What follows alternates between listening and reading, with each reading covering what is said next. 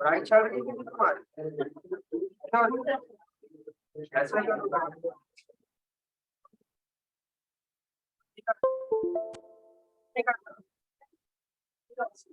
कौन सा चैप्टर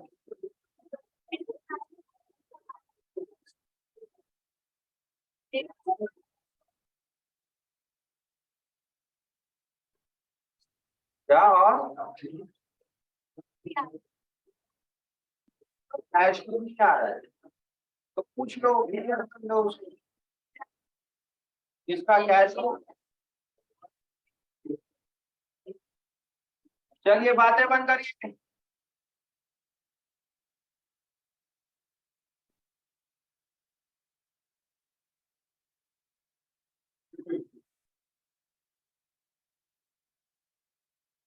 बातें बंद करो बच्चों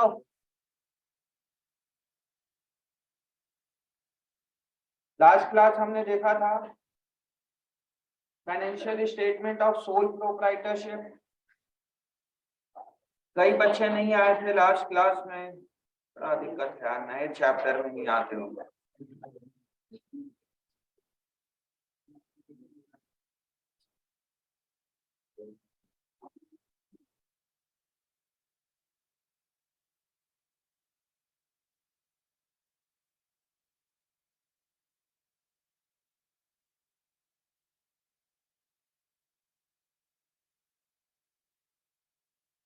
चलिए एक आध क्वेश्चन करते हैं फिर डायरेक्ट एक्सपेंस और इनडायरेक्ट एक्सपेंस लास्ट क्लास में इसमें रुके थे अपन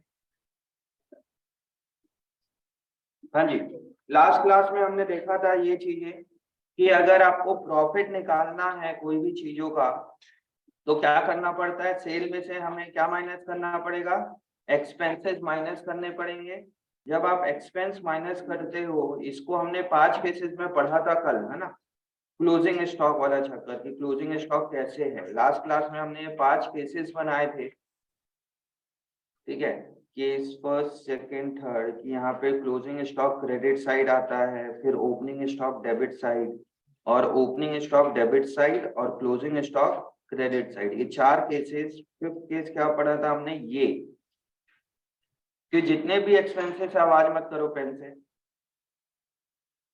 ये आपका फॉर्मेट होता है ट्रेडिंग अकाउंट का सेल्स में से ये आप इस तरफ डेबिट साइड एक्सपेंसेस आएगा सेल में से ये सारा का सारा एक्सपेंस को आप माइनस कर दोगे सेल में से सारा का सारा एक्सपेंस को माइनस कर दोगे तो क्या मिलेगा आपको प्रॉफिट मिलेगा सेल में से सारे एक्सपेंसेस को माइनस करने से क्या मिलेगा बच्चे प्रॉफिट मिलेगा बट यहाँ पे एक्सपेंस को हमने दो पार्ट में समझा था जब आप फर्स्ट पार्ट एक्सपेंस माइनस करोगे तब क्या मिलेगा ग्रॉस प्रॉफिट जब आप सेकंड पार्ट का expense that is indirect expense minus करोगे तब क्या मिलेगा आपको नेट प्रॉफिट है सेम मतलब यहाँ पे सेल माइनस एक्सपेंस ही है यहाँ पे सेल दिया हुआ है इस तरफ एक्सपेंस है तो सेल में से एक्सपेंस को ही माइनस करना है बट एक्सपेंस के दो पार्ट है एक है डायरेक्ट एक्सपेंस और एक है इनडायरेक्ट एक्सपेंस तो ये दोनों को समझना पड़ेगा क्या होता है डायरेक्ट एक्सपेंस और क्या होता है इनडायरेक्ट एक्सपेंस ठीक है फिर अपन क्वेश्चन करेंगे एंड देन उसके बाद स्टार्ट होगा नया हमने एक्सपेंडिचर में पढ़ा था कितने टाइप के एक्सपेंडिचर होते हैं बच्चे दो कौन कौन सा हाँ एक्सपेंस और asset that is revenue expenditure और कैपिटल एक्सपेंडिचर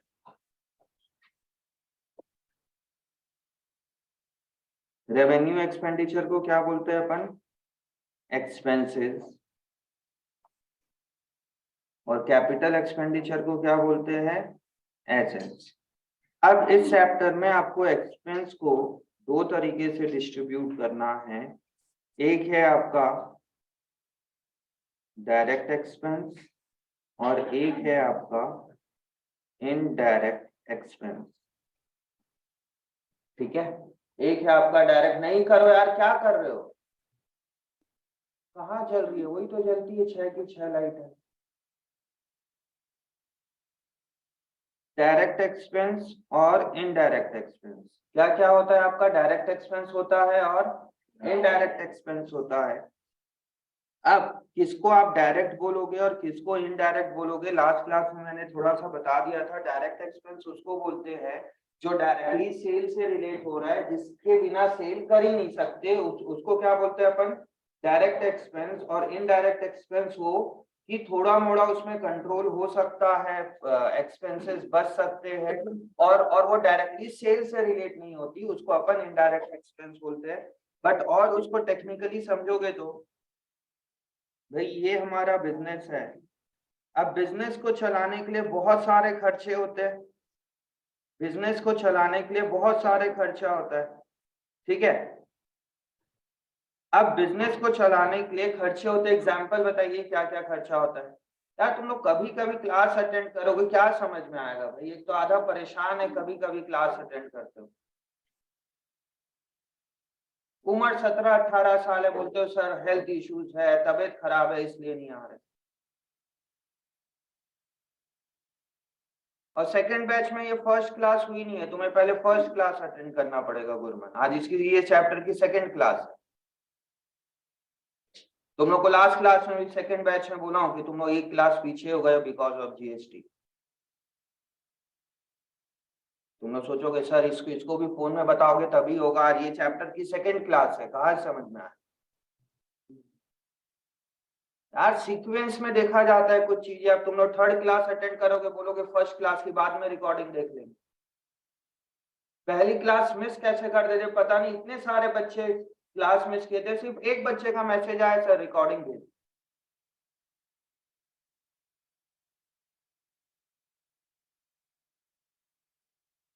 ये तो हालत है तुम लोग की। क्या काहे के लिए पढ़ रहे हो यार? पढ़ाई छोड़ दो।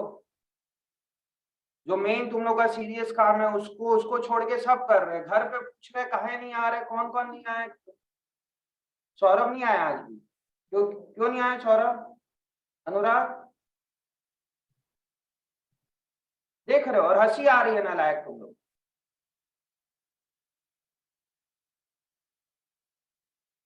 तुम क्यों नहीं अटेंड किए थे लास्ट क्लास? क्यों भाई आशीष? आज ठीक हो गई तबीयत? मतलब ऐसा तो तबीयत खराब होता है, आज आपकी तबीयत खराब होती है और कल ठीक हो जाती है। अब तबीयत खराब कर रहे हो तो अच्छे से तबीयत खराब करो, 5-7 दिन आराम करो, चिल आउट करो, ठीक है आराम ही करो, पढ़ो ही मत 5-7 दिन। ये किस टाइप की तबीयत खराब होती है कि आज तबीयत खराब होती है, कल कल पूछो तो कल ठीक है सर एकदम ओके। ऐसी आदेश का हालत है। हर हफ्ते एक आध छुट्टी मारना है भाई साहब को। तुम लोग छुट्टी मारोगे तो कुछ नहीं कर सकते। और रीजन काहे के लिए छुट्टी है? सो रहे थे। फीडबैक में देखते हो ना, मैसेज मैडम कॉल करती है तो आती है, एक आध बच्चे का क्या रिस्पॉन्स आया, बच्चा सो रहा था इसलिए नहीं आया।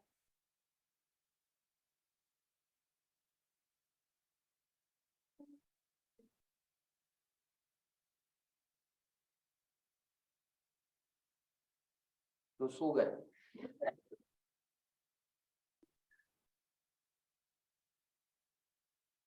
तुम लोग बड़ा दिक्कत है यार ये ना, मतलब बहुत दिक्कत हो गई कोविड के बाद पढ़ाने में ना। बच्चों का तो हालत खराब है ही, साथ के साथ टीचर्स लोगों को भी बहुत दिक्कत है।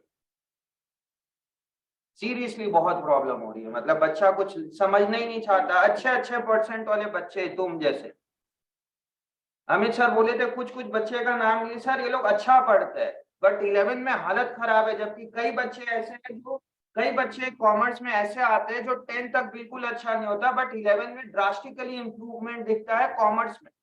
बट इस साल उल्टा हुआ है, मतलब जो जो बच्चा 10th में भी ठीक ठाक पढ़ता था ना, उनकी हालत खराब हो रही है कॉमर्स। और समझने कोई रेडी नहीं होना कि क्या पढ़ना है, कैसे पढ़ना है, अच्छे से करना है। जब मन आ रहा है तब आ रहे, तब मन आ रहा है छुट्टी कर दे रहे। और एक रीजन छुट्टी करने का, एनईपीएस में एग्जाम था इको का ट्यूसडे को, इसलिए मंडे को घर में बैठ के प्रिपरेशन कर रहे, है ना मैडम? तो छुट्टी क्यों मारे थे?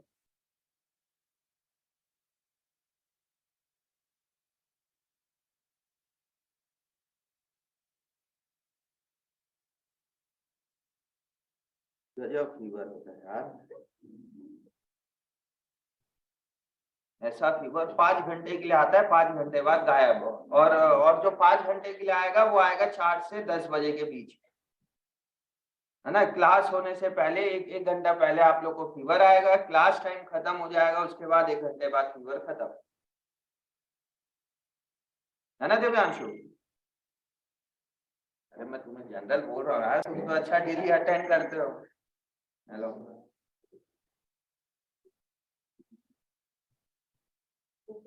इसको नीचे भेजना, जाइए मैडम, जाओ ना, रिसेप्शन में कुछ काम होगा, घर वर से कॉल वॉल आया होगा, नीचे रिसेप्शन में शिवांगी मैम से मिल लेंगे। हाँ जी, मोबाइल लेके जाओ ना, फिर छोड़ क्यों रहे हो यहाँ पे। हाँ तो जाओ नीचे रिसेप्शन में एक बार बात कर लो क्या बोल रहे। हाँ जी, डायरेक्ट एक्सपेंस और इनडायरेक्ट एक्सपेंस में समझना, क्योंकि आपको डायरेक्ट एक्सपेंस में वो बोला जाएगा कि डायरेक्ट एक्सपेंस उसको बोलते हैं जो मैन्युफैक्चरिंग एक्सपेंसेस होता है, ठीक है। मतलब एक अगर आप पढ़ोगे या फिर सुनोगे तो डायरेक्ट एक्सपेंस किसको बोलते हैं, जो भी मैन्युफैक्चरिंग एक्सपेंस होता है। स्कूल में क्या बताया डायरेक्ट एक्सपेंस को, डीपीएस बाल को नहीं कर पड़ा है, डीपीएस एनटीपीसी का कोई बच्चा यहाँ पे, हाँ क्या बताया डायरेक्ट एक्सपेंस क्या, मैन्युफैक्चरिंग एक्सपेंस को ही आप क्या बोलते हैं, जो गुड्स बनाने में जो खर्चा होता है उसको बोलते हैं डायरेक्ट एक्सपेंस, एनईपीएस में सेम। बट अगर हमारी मैन्युफैक्चरिंग यूनिट ही नहीं है, तब हम कर रहे हैं गुड्स का ट्रेडिंग, बातें नहीं, हम कर रहे हैं गुड्स का ट्रेडिंग, मतलब हम मैन्युफैक्चर कर नहीं रहे हैं, तो भी ट्रेडिंग वाले बिजनेस में भी आपका डायरेक्ट एक्सपेंस और इनडायरेक्ट एक्सपेंस आता है। अब यहाँ पे कैसे डिफाइन करोगे कि क्या डायरेक्ट है एक्सपेंस है और क्या इनडायरेक्ट एक्सपेंस है, वही समझिए यहाँ पे। वेदर ये क्या बोलते हैं, ये एक बार बिजनेस समझते हैं। खर्चे बताइए कुछ एग्जाम्पल खर्चे के, सैलरी, पेट्रोल जो बोल रहे हैं वो ठीक है, पेट्रोल, हाँ कैरिएज, और इलेक्ट्रिसिटी, परचेज, रेंट, और वेजेस, और एडवर्टीजमेंट। संडल बोलने से तो सब आ गए ना, छोटे मोटे, वही तो छोटे मोटे ही खर्चे। अब देखिए ये सारे में कई सारा खर्चा ऐसा है जो डायरेक्ट है और कई सारे खर्चे हैं जो इनडायरेक्ट। भाई सैलरी आप ऑफिस का पे करते हो, इनडायरेक्ट एक्सपेंस। पेट्रोल कौन सा एक्सपेंस है, इनडायरेक्ट एक्सपेंस। कैरिएज अगर कुछ नहीं बोल रहा तो लेंगे इसको कैरिएज इनवर्ड्स, कैरिएज इनवर्ड्स कौन सा है आपका, direct expense. Electricity indirect expense. अब बहुत से बच्चे ने बोला कैरिएज इनवर्ड्स आपका डायरेक्ट एक्सपेंस है, क्यों क्यों कैरिएज इनवर्ड्स डायरेक्ट एक्सपेंस है।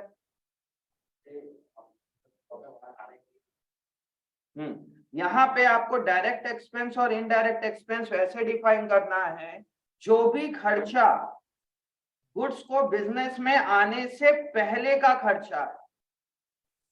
समझ रहे हो कि देखिए यहाँ पे गुड्स आ चुका है बिजनेस में, अब बिजनेस के बहुत सारे खर्चे हैं, इसको क्या बोलेंगे अपन, इनडायरेक्ट एक्सपेंस। और कई सारे खर्चे हैं जो बिजनेस में आने से पहले के खर्चे, लाइक कैरिएज इनवर्ड्स। अब जो आपका गुड्स आया ट्रक में, उसको अनलोड करवाने के लिए क्या लगेगा बच्चे, वेजेस लगेगा। तो वेजेस क्या है आपका, डायरेक्ट एक्सपेंस। मतलब वो सारे एक्सपेंस जो बिजनेस में आने से पहले के खर्चा है उसको क्या बोलेंगे अपन, डायरेक्ट एक्सपेंस। और वो सारे खर्चे जो बिजनेस में गुड्स आ गया और उसके बाद का खर्चा हो रहा है, जैसे कि सैलरी, जैसे कि रेंट, और क्या हो गया, advertisement, interest paid, electricity, water bill, इस टाइप के खर्चे क्या है, गुड्स बिजनेस में आने के बाद के खर्चे ना ये। अगर बिजनेस में आने के बाद का जो भी खर्चा है उसको क्या बोलेंगे अपन, इनडायरेक्ट एक्सपेंस। और बिजनेस में आने तक का जो खर्चा है उसको क्या बोलेंगे, डायरेक्ट एक्सपेंस। समझ में आया? अब इसको कैसे थियोरेटिकली कैसे लिखना है, क्या है, उसको अपन समझ लेंगे। अभी क्वेश्चन में आते हैं अपन डायरेक्टली, और क्वेश्चन से समझेंगे कि इसको बनाना कैसे। ठीक है, धीरे धीरे थोड़ा सा दिक्कत होगा सैलरी डायरेक्ट और इनडायरेक्ट में शुरू के एक आध दो क्वेश्चन में, उसके बाद समझ में आने लगेगा सब बहुत अच्छे से।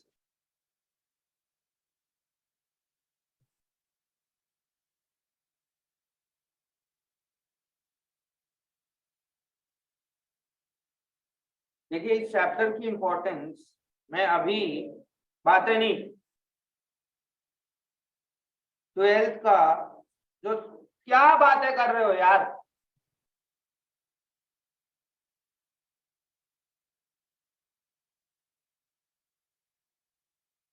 ट्वेल्थ का एक टॉपिक पढ़ा रहा हूँ, cash flow statement. Class twelfth में 3 बुक है, ठीक है, जिसकी थर्ड बुक और पूरे ट्वेल्थ में one of the technical topic है कैश फ्लो स्टेटमेंट।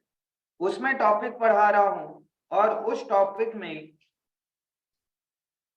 पूरा का पूरा रोल है इस चैप्टर का, जो जो आप लोग अभी पढ़ रहे हो, जो अभी जो चैप्टर कर रहे हो, वो पूरा का पूरा रोल है इस चैप्टर पे। ये देखिए यहाँ यहाँ पे भी मैं चीजें प्रॉफिट एंड लॉस अकाउंट बना के करवा रहा हूँ। ये देखिए ये रहा, मुझे आप लोग को अभी अभी trading and profit and loss account समझाना है, जिसका फॉर्मेट कुछ ऐसा होता है, trading profit and loss account, ये पूरा। और ट्वेल्थ के थर्ड बुक में इसी चीज को रिपीट कर रहा हूं। अगर जिसको ये trading profit and loss account नहीं आएगा, उसको ये कैश फ्लो स्टेटमेंट नहीं आएगा, और कैश फ्लो स्टेटमेंट 8 मार्क्स का आता है। सोच लो कैसा लिंक है पूरा का पूरा एक दूसरे से सारे चैप्टर। खाली आप 11th को मत समझिए कि 11th का हर एक चैप्टर एक दूसरे से लिंक्ड है, ट्वेल्थ में भी इसका लिंकिंग बहुत। देख लीजिए जो जो मुझे आपको अभी पढ़ाना है, trading profit and loss, class twelfth में कितनी सारी क्लासेस हो गई। देखिए यहाँ पे पूरा चैप्टर्स का नाम है। फंडामेंटल के अंदर कितनी सारी क्लासेस है, 24 क्लास लगी है फंडामेंटल में। गुडविल में कितनी क्लासेस लगी है, 5 क्लास लगी है। एडमिशन में कितनी क्लास लगी है, 11 क्लास। रिटायरमेंट में 6 क्लास, डिसोल्यूशन में हो गया, इशू ऑफ शेयर में कितनी लगी है, 19 क्लास। कैश फ्लो अब चल रहा है, उसमें भी मैं इस चैप्टर का पूरा लिंक, जो आप लोग 11th में अभी पढ़ोगे मेरे, समझ में आ रहा है? तो प्लीज कोई भी चैप्टर्स को आप लोग लाइटली नहीं ले सकते, अदरवाइज आप लोग को प्रॉब्लम होगी। कहा 11th में तो होगी होगी, ट्वेल्थ में भी बहुत प्रॉब्लम, बट बच्चा उस चीज को समझ नहीं रहा है अभी। ठीक है, अब इसका एक क्वेश्चन करते हैं अपन।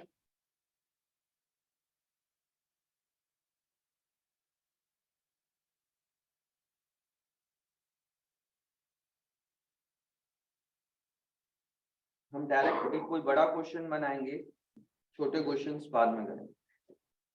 आइए question number 16, page number 18.60।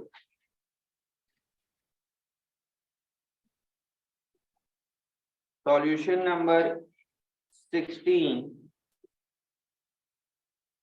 Page number 18.60। क्या बोला जा रहा है क्वेश्चन में? Prepare trading and profit and loss account and balance sheet, prepare trading and profit and loss account and balance sheet of Jagat as at 31st March 2022 from the following balances। क्या क्या balance दिया हुआ है? Capital, machinery, sales, purchase, sales return, stock, drawing, wages, carriage inwards, salary, general expense, rent, purchase return, debtors, cash, carriage outward, advertising, creditor, closing stock was valued at 2 lakh. ठीक है, आप लोग format बनाएंगे मेरे साथ साथ, मतलब दो दो फॉर्मेट बनेगा, एक ट्रेडिंग प्रॉफिट एंड लॉस का और एक बैलेंस शीट का।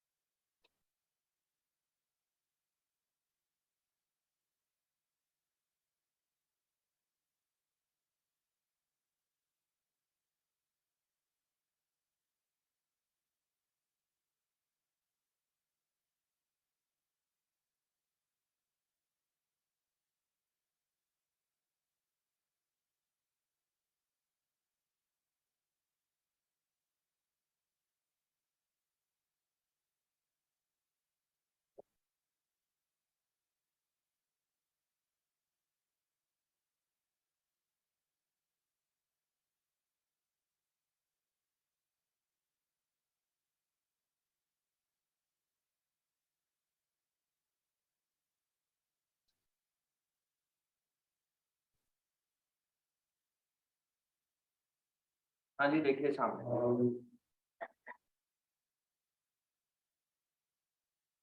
सामने देखिए चैप्टर को कैसे करना है। हेडिंग आपका बनेगा ट्रेडिंग एंड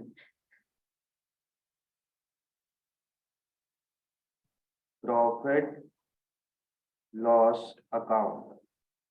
ये चीज कभी नहीं भूलना नीचे में लिखने के लिए, फॉर द ईयर एंडेड। अगर डेट दिया हुआ तो ठीक है, डेट नहीं दिया होगा तो छोड़ देना। फॉर द ईयर एंडेड लिखना बहुत जरूरी है।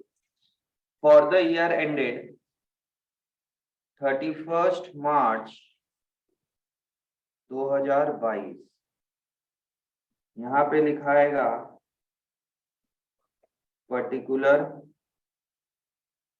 Amount, particular amount. कोई दिक्कत? इसके बाद आपका एक अकाउंट बनेगा, क्या है यहाँ पे, बैलेंस शीट। और इसके नीचे लिखाएगा एज एट 31 मार्च, मतलब ईयर कब क्लोज हो रहा है, 31 मार्च 2022। लेफ्ट हैंड साइड क्या लिखाएगा इसके, liability amount, asset amount, liabilities amount, asset amount. अब क्या है, आप लोग इसको जो है ना एक साथ बनाना है ऐसे। अब बोलोगे थोड़ा सा अगर आप मेरे हिसाब से नहीं बनाओगे तो आप लोग का गलती होने के चांसेस ज्यादा है। मेरे हिसाब से बनाओगे तो थोड़ा सा 3-4 क्वेश्चन में स्पेस मैनेजमेंट पे प्रॉब्लम आ सकती है, बस वो धीरे धीरे स्पेस मैनेजमेंट भी क्लियर हो जाएगा। समझ में आ रहा है? इस चैप्टर में सबसे ज्यादा गलती होती है कि अपन सीक्वेंस को ब्रेक कर देते हैं। जैसे देखिए कि परचेज के आगे 4 लाख रुपए लिखे, बट लिख क्या दोगे एग्जाम में, परचेज 8,20,000 या 10,000 रुपए, कुछ ऐसा लिखो। समझ में आ रहा है? और कुछ ना कुछ चीजें आप स्किप कर देते हो, तो वो एक बहुत बड़ा प्रॉब्लम है इसमें। तो बताइए सबसे पहले क्या दिया हुआ है बच्चे, एकदम सीक्वेंस वाइज चलना है। क्या दिया हुआ है, कैपिटल दिया हुआ है। तो कैपिटल क्या है हमारे लिए बच्चे, एक्सपेंस है, इनकम है, लायबिलिटी साइड जाएगा कि एसेट साइड जाएगा, लायबिलिटी एसेट बोलता है, क्या है, क्या है वो, लायबिलिटी। तो लायबिलिटी के कॉलम में इस तरफ लिखाएगा कैपिटल, बट कैपिटल हमेशा इनर कॉलम पे लिखाएगा, लिखेंगे नहीं बच्चों, कैपिटल इनर कॉलम पे लिखाएगा। मैंने इनर कॉलम पे लिख दिया। अब क्यों इनर कॉलम पे लिखा रहा है उसको अभी समझेंगे, अभी के लिए इतना ही समझिए कि कैपिटल कहाँ लिखाएगा, इनर कॉलम पे लिखाएगा कैपिटल। कैपिटल के बाद क्या दिया हुआ है, मशीनरी। अब आपको आइडेंटिफाई करना है, थोड़ा सा स्लो चलना इस चैप्टर में, शुरू के 3 क्वेश्चन में कम से कम। मशीनरी, मशीनरी एसेट है, लायबिलिटी है, कैपिटल है, एक्सपेंस है कि रेवेन्यू है, एसेट है। बताइए कहाँ जाएगा वो, ट्रेडिंग प्रॉफिट एंड लॉस की balance sheet, balance sheet asset side. कितने रुपए से मशीनरी, मशीनरी जाएगा 70,000 रुपीज। कहीं कोई दिक्कत इसमें? सेल्स, सेल्स हमारा एसेट, लायबिलिटी, कैपिटल, एक्सपेंस की रेवेन्यू संभव। सेल्स क्या है हमारे, रेवेन्यू। रेवेन्यू है मतलब वो किधर जाएगा, ट्रेडिंग अकाउंट के क्रेडिट साइड, बाय सेल्स। कितने रुपए का है बच्चे सेल्स, 8,20,000। मैंने इसको इनर कॉलम पे लिखा है। कोई बता सकता है इनर कॉलम पे क्यों लिखा हूं, क्योंकि सेल्स रिटर्न दिया हुआ है कहीं पे। अब आप डायरेक्ट सेल्स रिटर्न में मत जाना, सीक्वेंस को ब्रेक मत करना बिल्कुल भी। अगर आप सीक्वेंस ब्रेक करोगे तो बहुत मुश्किल हो सकती है। सेल्स के बाद क्या दिया हुआ है बच्चे, परचेज हमारे लिए क्या है, एक्सपेंस है, एसेट नहीं, एक्सपेंस है वो, ठीक है। एक्सपेंस है तो किस तरफ लिखाएगा वो, डेबिट साइड, डायरेक्ट एक्सपेंस है। परचेज कितने रुपए से है बच्चे, परचेज देख लीजिए, परचेज रिटर्न है कहीं पे, इसीलिए मैंने उसको इनर कॉलम पे लिख दिया, ठीक है। परचेज के बाद क्या दिया हुआ है, सेल्स रिटर्न। यहाँ पे ना एक चीज ध्यान देखना, ये देखो मैं परचेज को रब कर रहा हूँ, क्योंकि सबसे पहले ओपनिंग स्टॉक आता है, तो एक लाइन छोड़ दीजिए क्योंकि ओपनिंग स्टॉक दिया हुआ है क्वेश्चन। परचेज कितने रुपए का है बच्चों? 4 लाख। परचेज के बाद क्या है? Sales return. सेल्स रिटर्न क्या करेंगे अपन? सेल्स रिटर्न का सेल से माइनस कर देंगे सेल्स रिटर्न, तो ये रहा सेल। सेल से माइनस कर देंगे अपन क्या? Cell return. कितने रुपए का बच्चे सेल्स रिटर्न? 10,000। तो ये सेल में से माइनस हो जाएगा सेल्स रिटर्न। कहीं कोई दिक्कत यहां तक? कोई दिक्कत नहीं। फिर क्या दिया हुआ है? स्टॉक। कौन सा स्टॉक है? डेट देखिए, ओपनिंग स्टॉक है कि क्लोजिंग स्टॉक है? Opening stock. मैंने लास्ट क्लास में बताया हुआ है आप लोग को कि ओपनिंग स्टॉक किधर जाता है, क्लोजिंग स्टॉक किधर जाता है। तो ओपनिंग स्टॉक आपका डेबिट साइड जाएगा, बातें नहीं। To opening stock. Opening stock कितने का है बच्चे? 1 लाख रुपीस का, तो ये 1 लाख रुपीस आउट। मैं इनर कॉलम में उसी को लिख रहा हूं जिसमें कुछ प्लस माइनस करना है। अगर जिसमें कोई प्लस माइनस नहीं है उसको क्या करेंगे हम? डायरेक्टली आउटर कॉलम पे लिख देंगे। स्टॉक के बाद क्या दिया हुआ है बच्चों? ड्रॉइंग। क्रिश, ड्रॉइंग का क्या करेंगे बच्चे? ड्रॉइंग आपका एसेट है, लायबिलिटी है, कैपिटल है, एक्सपेंस है कि रेवेन्यू है? एसेट है। हाँ दिव्यांशु, दिव्यांश, क्यों माइनस करेंगे? एक्सपेंस है तो कैपिटल से माइनस करेंगे। वो सही कह रहा है, एसेट है, इंड है, वो देखोगे तो। बट अभी उसके एकदम डेप्थ में मत जाइए। कैपिटल में से ड्रॉइंग। ड्रॉइंग मतलब ओनर कुछ पैसा बिजनेस से विड्रॉ कर रहा है, विड्रॉ करेगा, कैपिटल डिक्रीज हो रहा है। जब आप जनरल एंट्री पढ़े थे उस समय बोला था, लास्ट में देखना ड्रॉइंग अल्टीमेटली क्या करना पड़ेगा हमें? कैपिटल से माइनस। तो कैपिटल में से अपन ड्रॉइंग को क्या कर देंगे बच्चे? यहाँ पे माइनस कर देंगे। ड्रॉइंग कितने रुपए का है बच्चों? 40,000। तो अपन इस ड्रॉइंग को यहाँ पे माइनस हो जाएगा 40,000।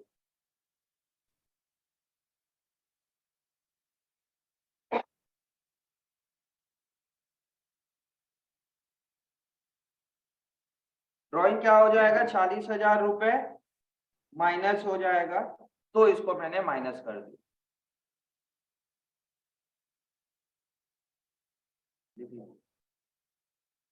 ड्रॉइंग के बाद wages. Wages expense, liability, asset की इनकम। फरहान, कौन सा एक्सपेंस? डायरेक्ट एक्सपेंस की इनडायरेक्ट एक्सपेंस? ये है आपका डायरेक्ट एक्सपेंस। ठीक है, डायरेक्ट एक्सपेंस है ये। वेजेस क्या है हमारे लिए?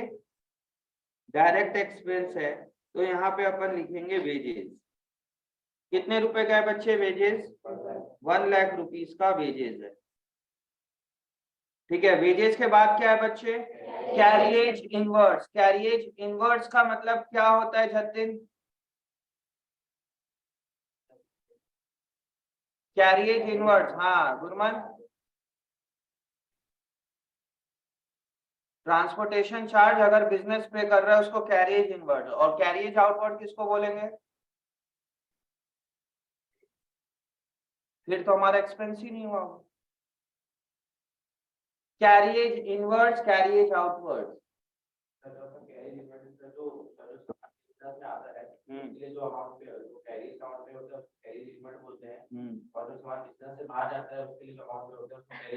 Carriage outward. अब यहाँ पे ध्यान देना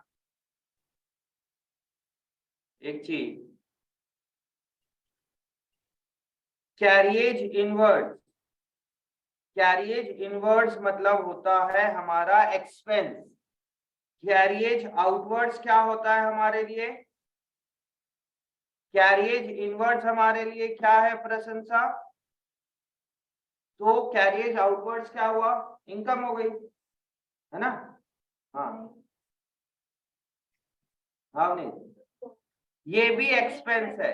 अब बच्चा इसी में कंफ्यूज होता है, बोलता है सर कैरिएज इनवर्ड्स एक्सपेंस मतलब कैरिएज आउटवर्ड इनकम, है ना भूमिका? दोनों आपके एक्सपेंसेस है। अब इसको समझिए, एक चीज डायरेक्ट है और एक चीज इनडायरेक्ट है। कैरिएज इनवर्ड्स आपका क्या है बच्चे? Direct expense. कैरिएज आउटवर्ड्स क्या है आपके लिए? Indirect expense. क्यों? यहाँ पे समझना, कैरिएज इनवर्ड्स ये है बिजनेस।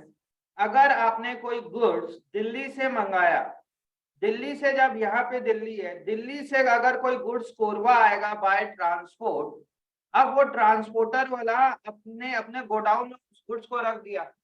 अब ट्रांसपोर्टर वाला उस रिक्शे से कोई रिक्शे से गुड्स को भेज रहा है हमारे शॉप में। अब रिक्शा वाला कुछ क्या मांग रहा है आपसे? कैरिएज मांग रहा है।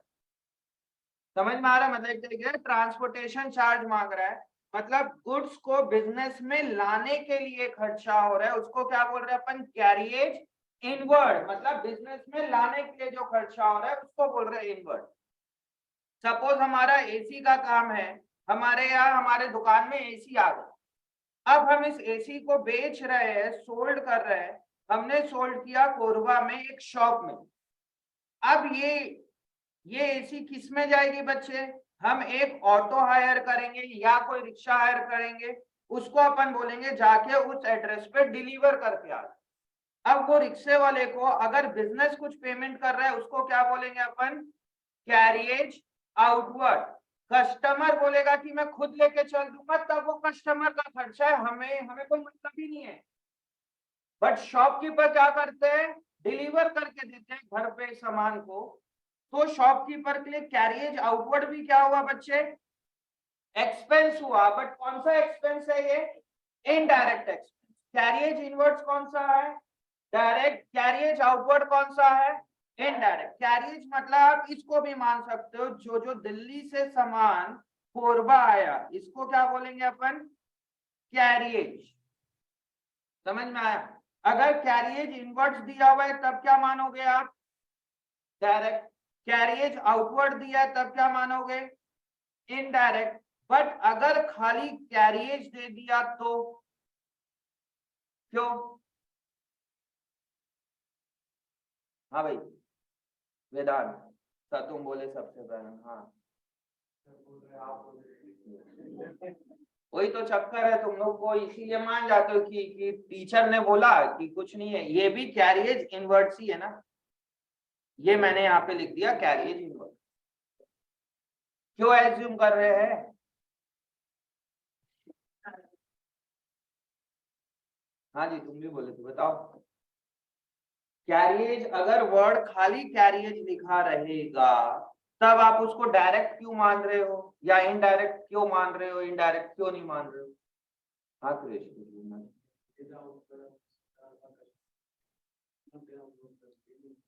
ये भी एक पॉइंट है। और इनवर्ड के भी केस में हो सकता है कि कभी कभी सप्लायर भी पे कर दे।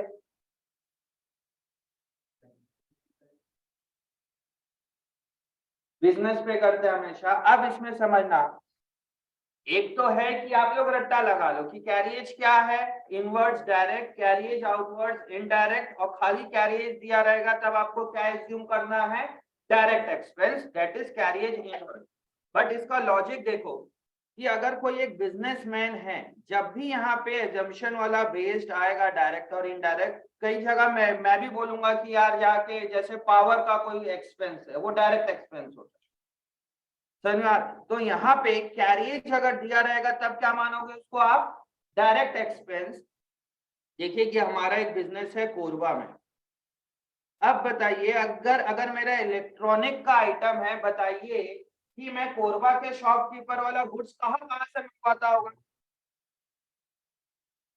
रायपुर से मंगाएगा, दिल्ली से मंगाएगा, कोलकाता से मंगाएगा, बैंगलोर से मंगाएगा, मुंबई से मंगाएगा, इस टाइप की जगह है। और सेल कहाँ करेगा ये? कोरबा और कोरबा के आसपास के एरिया में। बहुत कम चांसेस है कि कोरबा का पर्सन रायपुर में जाके सेल कर रहा है। सुने हो ऐसा? बहुत कम होंगे, एक आध दो रेयर कोई होंगे, पॉसिबली नहीं। रायपुर में पूरा का पूरा डिपो। अब क्या होता है, सपोज हमने कोई गुड्स रायपुर से परचेज किया, दिल्ली से परचेज किया, तो बताइए कैरिएज का खर्चा रायपुर से दिल्ली आएगा तो खर्चा होगा, रायपुर से कोरबा आएगा तो खर्चा होगा, दिल्ली से कोरबा आ रहा है तो खर्चा हो रहा है, कलकत्ता से कोरबा आ रहा है तो खर्चा हो रहा है। और हम कोरबा का शॉपकीपर किसको सोल्ड करेगा? कोरबा के बिजनेसमैन को, कोरबा के हाउस होल्ड को। अब बताइए खर्चा ज्यादा कहाँ हो रहा है? आप लोग को लग रहा है खर्चा क्या बोलते हैं, दिल्ली से मंगाने में ज्यादा खर्चा होते होंगे कि कोरबा से हम कोरबा सेल करते होंगे उसमें ज्यादा खर्चा होगा? जब आप बाहर से मंगा रहे हो उसमें उसमें ज्यादा खर्चा हो रहा है। मतलब जो भी यहाँ पे आपको कैरियज का खर्चा दिया रहेगा उसमें कुछ नहीं बोल रहा है, तब कैरियज को आप क्या एज्यूम करोगे बच्चे? इनवर्स एज्यूम करोगे कैरियज को। बहुत कम बच्चे होते हैं जो मेरी क्लास में सोते हैं।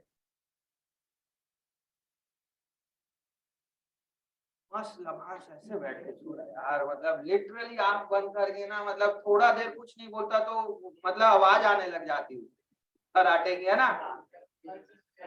कल से सोया नहीं हूँ सर, बहुत काम कर रहा हूँ ना। तुम लोग के पास यार हर समय ना, मतलब ठीक है एग्री की बच्चे लोग के ऊपर लोड है, मैं बोल तो रहा हूँ ना कि मुझे पता है लोड है।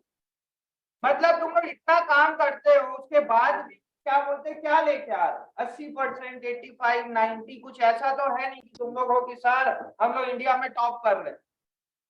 सोचते ही नहीं होगे इस टाइप, सर इंडिया हम अपने स्कूल में टॉप कर ले हमारे लिए बहुत बड़ी बात है। और अगर गलती से कोरबा में टॉप कर लिया, मतलब इस टाइप के नहीं आते होंगे ना। यहाँ पे कोई क्लास में बैठा है जो सोचता होगा यार मेरे को इंडिया में टॉप करना, थॉट्स आता होगा तो आता होगा यार क्लास में टॉप कर ले, कोरबा में टॉप कर ले, या बहुत बड़ा तो छत्तीसगढ़ में टॉप कर ले। अब एक बच्चे ने हैंड रेस किया, सर मेरे दिमाग में आता है, थॉट्स में आता है कि इंडिया में टॉप कर ले, बट क्लास का रीजन एब्सेंट करने का शोर है, और बच्चा का है कि सर टॉप करना है।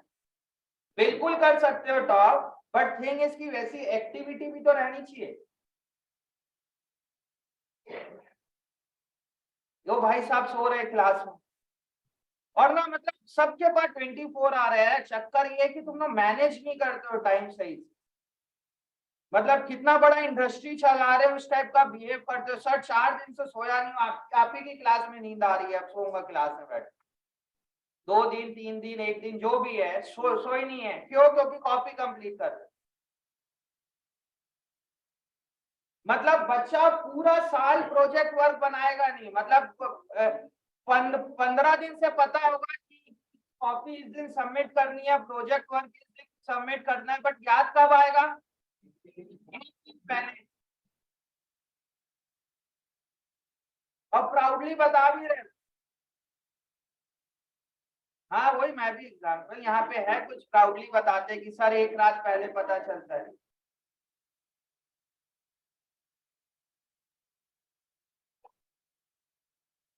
कैरियज, ध्यान दीजिए सामने, कैरियज मतलब जो कैरियज का खर्चा ज्यादा कहाँ होता होगा बताइए, इनवर्ड में कि आउटवर्ड में? इनवर्ड में, इसीलिए खाली कैरियज दिया हुआ है, तब क्या मानोगे आप उसको? इनवर्ड। तो यहाँ पे कैरियज इनवर्ड्स दिया हुआ था कि आउटवर्ड दिया है? इनवर्ड। तो यहाँ पे क्या लिखेंगे? To carriage inward. कितने रुपए से बच्चे? पर वेजेस को हमने डायरेक्ट क्यों माना? वेजेस तो ऐसा भी हो सकता है कि बातें नहीं, वेजेस तो ही कौन बातें कर रहे हैं? वेदांत,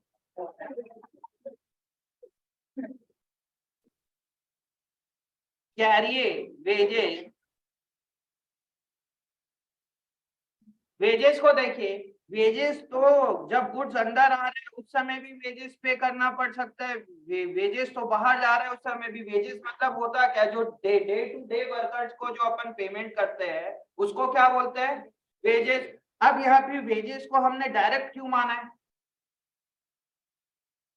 तो वेजेस तो जब गुड्स आउटवर्ड हो रहा है उस समय भी वेजेस लगता है।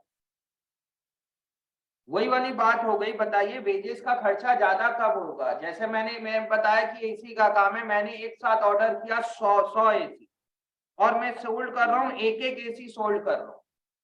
अब बताइए जब मैंने 100 एसी मंगाया दिल्ली से, जब मैंने 100 एसी मंगाया दिल्ली से, समझना इसके पीछे का लॉजिक, अब वो एक ट्रक में लोड होके 100 एसी हमारे यहाँ आई। अब बताइए उसको अनलोड करने के लिए मेरे दुकान का स्टाफ उसको अनलोड कर देगा कि मुझे लेबर लोग को बुलाना पड़ेगा, लेबर लोग को बुलाना पड़ेगा। अब इसी एसी को मैं सोल्ड करूंगा एक कस्टमर को, और उसके लिए मैंने अपने दुकान के आगे एक ऑटो लगवा दिया। ऑटो वाले को बुलाया, ऑटो वाले को बोला, ऑटो वाले भैया आपको ये एसी छोड़ के आना है निहारका में एक जगह। अब बताइए एक एसी को यहाँ पे लोड करवाने के लिए उस ऑटो में मेरे दुकान का स्टाफ उसको लोड कर देगा कि मुझे लेबर बुलवाना पड़ेगा? स्टाफ ही कर देगा। कौन बोल रहा है यहाँ पे लेबर बुलवाना पड़ेगा?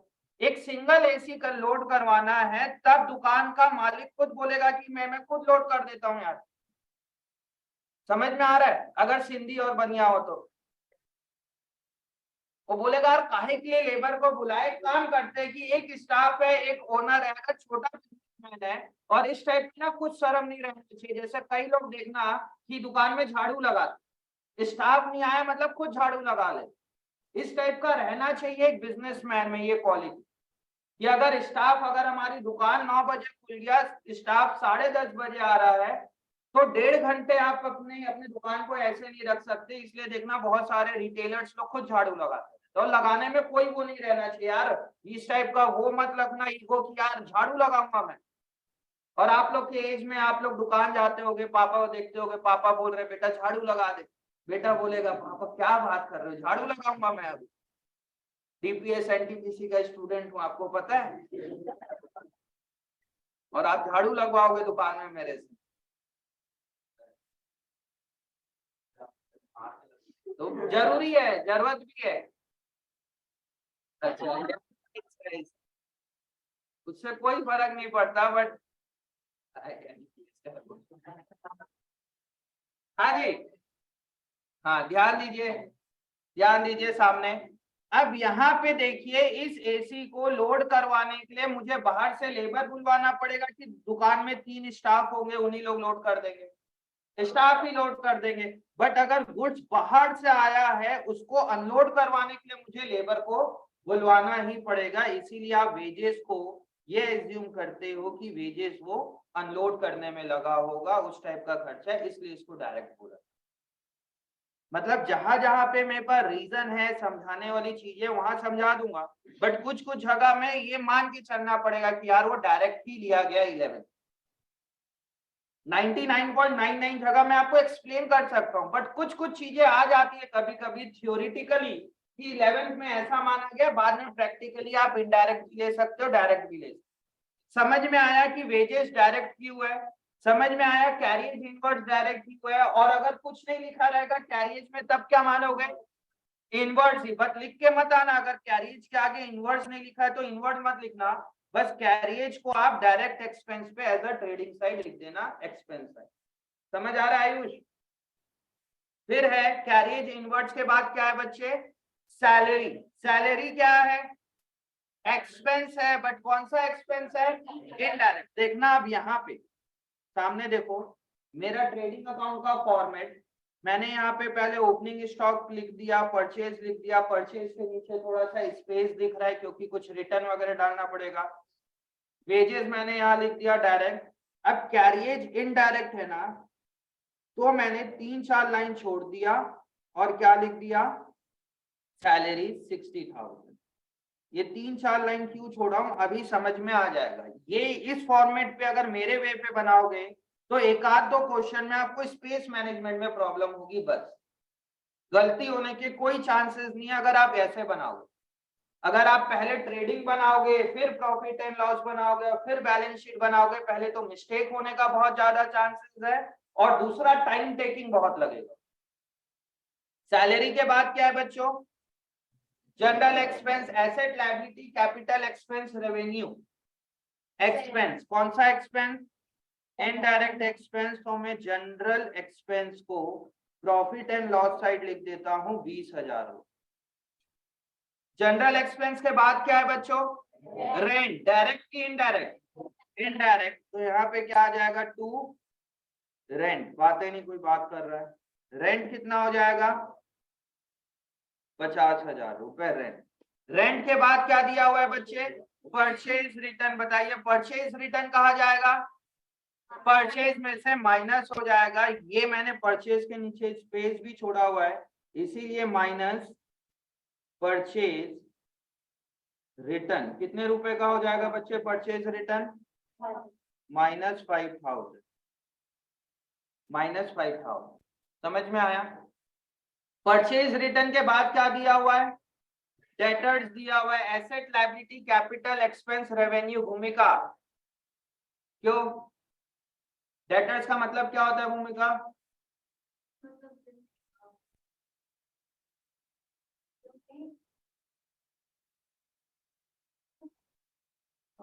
आराम से बताओ।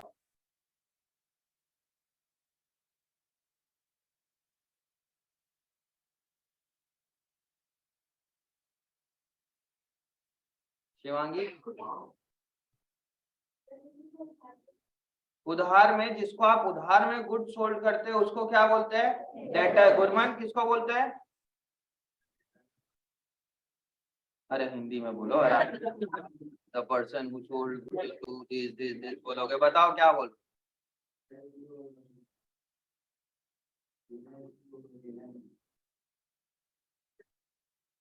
इंग्लिश में बोलो। चलो बोल रहे हैं। नहीं, इसीलिए पहले नॉर्मल भाषा में तो बोल लो, उसके बाद ठीक है।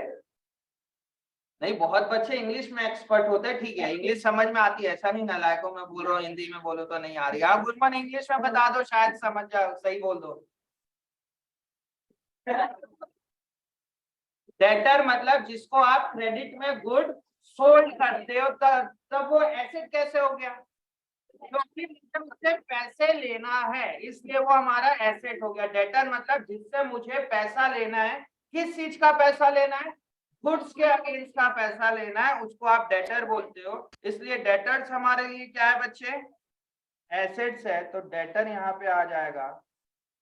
डेटर्स कितने रुपए का है बच्चे? डेटर्स 3 लाख रुपीस का मेरा एसेट है, इसलिए मैंने उसको एसेट साइड लिया। कहीं कोई प्रॉब्लम इसमें? डेटर्स के बाद क्या दिया हुआ है? कैश। कैश क्या है मैडम? हाँ, एसेट। कैश क्या है? एसेट है। तो मैं इसको कैश को एसेट साइड लिख दूंगा। कितने रुपए का कैश है बच्चे? 40,000 रुपीज का। तो 40,000 रुपीज है मेरा एसेट। कहीं कोई दिक्कत? कैश के बाद क्या दिया हुआ है? Carriage outward. कैरियज आउटवर्ड क्या है बच्चों? Indirect expense. तो क्या आ जाएगा यहाँ पे? कैरियज, बातें नहीं, आउटवर्ड्स कितने रुपए का? 20,000 का कैरियज आउटवर्ड। फिर क्या है? एडवर्टाइजिंग। एडवर्टाइजिंग क्या है? Indirect expense. तो वो इनडायरेक्ट एक्सपेंस साइड चल देगा। एडवर्टाइजिंग कितने रुपए का बच्चों? 20,000 रुपीज का। तो ये भी आ गया। क्रेडिटर्स क्या है अपनी? लायबिलिटी। लायबिलिटी है तो किस तरफ जाएगा वो? Liability side. क्रेडिटर्स कितने रुपए का है? 50। उसके बाद लिखा हुआ है closing stock was valued at 2 lakh rupees. Closing stock कहा जाएगा बच्चे? अब बताइए क्लोजिंग स्टॉक मेरे लिए क्या है? Asset, liability, capital, expense, revenue. हाँ, समृद्धि। हाँ जी, तुम्हारा ही नाम है ना, तो फिर क्यों पूछ?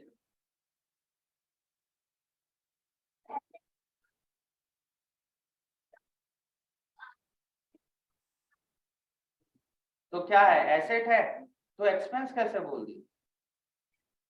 स्लिप ऑफ, मतलब नींद में भी रहोगे तब भी नहीं होगा slip of tongue. Closing stock को एक्सपेंस बोल दोगे, नींद में भी नहीं बोलेगा बच्चा इस चीज को।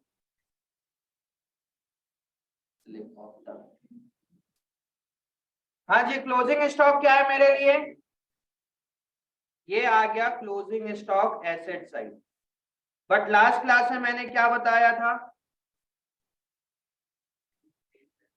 आप इस पूरे ट्रांजैक्शन को देखिए। Capital, machinery, sales, purchase, sale return, stock, drawing, wages, और इस तरफ दिया हुआ है सैलरी, जनरल एक्सपेंस, और क्लोजिंग स्टॉक को अलग से दिया हुआ है। ऐसा क्यों भेदभाव किया जा रहा है क्लोजिंग स्टॉक के साथ? क्या पता, तो अलग से क्यों दिखा?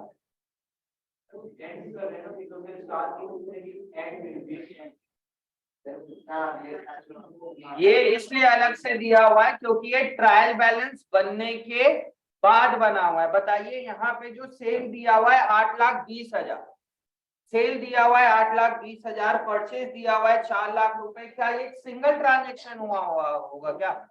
यहाँ पे अगर इस सेल पे आप एंटर करोगे तब क्या मिल जाएगा आपको? लेजर मिल जाएगा कि पूरे साल हमने कहाँ पे सेल किया, कितने का सेल किया, सारा चीजें। तो ये सेल सबसे पहले कहा गया होगा जर्नल एंट्री या सेल्स बुक, उसके बाद कहा गया होगा लेजर, लेजर के बाद कहा गया होगा ट्रायल बैलेंस। अब ट्रायल बैलेंस से चीजें उठ के ट्रेडिंग अकाउंट में जाएगी, प्रॉफिट एंड लॉस अकाउंट में जाएगा या बैलेंस शीट, 3 जगह जा सकता है ट्रायल बैलेंस का आइटम। ध्यान देना, ट्रायल बैलेंस का आइटम कहा जाएगा trading account, profit and loss account या बैलेंस शीट। बट जो क्लोजिंग स्टॉक दिया हुआ है, बट जो क्लोजिंग क्या है यार, ध्यान दो, नहीं उसको ज्ञान दे रहे हो बताओ। बट जो क्लोजिंग स्टॉक है वो ट्रायल बैलेंस जो बन गया है आपका, उसके नीचे अलग से लिखा हुआ है क्लोजिंग स्टॉक 2 लाख रुपए। मैंने आपको ट्रायल बैलेंस समझाया था, उस समय भी इस चीज को बताया था कि क्लोजिंग स्टॉक अलग से क्यों दिया रहता है।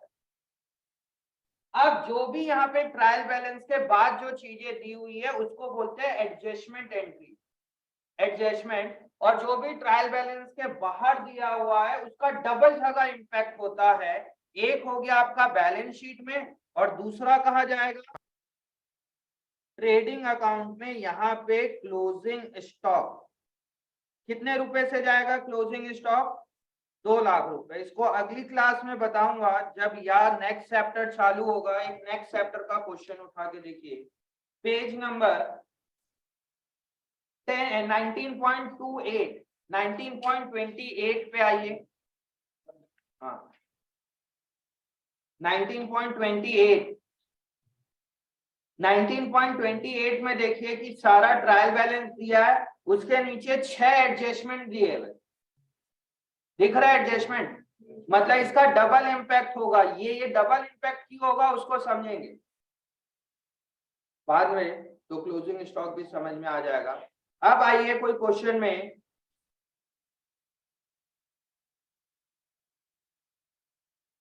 Page number 19.68 question number 3 19.68 question number 3 में देखिए 6 एडजस्टमेंट, क्वेश्चन नंबर 4 में 9 एडजस्टमेंट, क्वेश्चन नंबर 5 में 5 एडजस्टमेंट। मतलब ट्रायल बैलेंस के बाद लिखा हुआ है सारा चीज। मतलब इसको बोलते हैं क्या है अपन? एडजस्टमेंट, जिसमें कि एक क्लोजिंग स्टॉक देख लीजिए, थर्ड में क्लोजिंग स्टॉक का एक एडजस्टमेंट होगा। कहां पे? Point number 6। क्वेश्चन नंबर 4 में देखिए क्लोजिंग स्टॉक का एक वो होगा, कौन सा पॉइंट? First point. 6 में कहा दिया है? क्वेश्चन 4 बोल रहा हूँ। क्वेश्चन 5 में कहा है फर्स्ट पॉइंट। क्वेश्चन 6 में देखिए, क्वेश्चन 6 में फर्स्ट पॉइंट, क्वेश्चन 7 में फर्स्ट पॉइंट, क्वेश्चन 8 में फर्स्ट पॉइंट। तो क्लोजिंग स्टॉक तो मिलेगा ही मिलेगा। तो इसको मैं अगले चैप्टर में और डिटेल में बता दूंगा कि क्लोजिंग स्टॉक को ट्रायल बैलेंस से बाहर क्यों लिखा जा रहा है, उसका डबल इंपैक्ट क्या होता है। बट अभी के लिए अभी समझ लो कि क्लोजिंग स्टॉक कहा जाएगा, एसेट साइड जाएगा। क्यों? क्योंकि वो हमारे लिए क्या है? एसेट है। और दूसरा, इसको मैंने क्लोजिंग स्टॉक को क्रेडिट साइड क्यों लिखते हैं, इसको मैंने लास्ट क्लास में बहुत डिटेल में बताया हुआ। क्यों? क्योंकि मैंने परचेज कितना किया? 1 लाख, और ओपनिंग स्टॉक कितने का था? 1 लाख। परचेज कितना किया? 4 लाख माइनस 5,000। उसका हमने किया क्या बच्चों? उसका डिटेल लिखना है क्रेडिट साइड। वो जो मेरे पास 5 लाख का गुड्स था उसमें मैंने कुछ आइटम को सोल्ड कर दिया, कुछ स्टॉक मेरे पास बचा हुआ है, इसलिए मैं क्रेडिट साइड इसका डिटेल दिया। देखिए इसको समझिए। सपोज मेरे पास ओपनिंग स्टॉक था 100 यूनिट और मैंने परचेज किया 150 यूनिट, मतलब मेरे पास कितना यूनिट हो गया? 250 यूनिट। उसमें से मैंने 180 यूनिट को सोल्ड कर दिया, मतलब मैंने उसको क्रेडिट साइड बता दी। 250 यूनिट में सोल्ड कितना कर दिया 180, बचा कितना है मेरे पास 70। देखिए मैंने इसी चीज का डिटेल दिया हुआ कि मेरे पास 150 गुड्स थे, कितने थे 250, उसमें से मैंने 180 को सोल्ड किया और 70 मेरे पास बचा हुआ है, इसलिए मैं क्लोजिंग स्टॉक को क्रेडिट साइड लिख।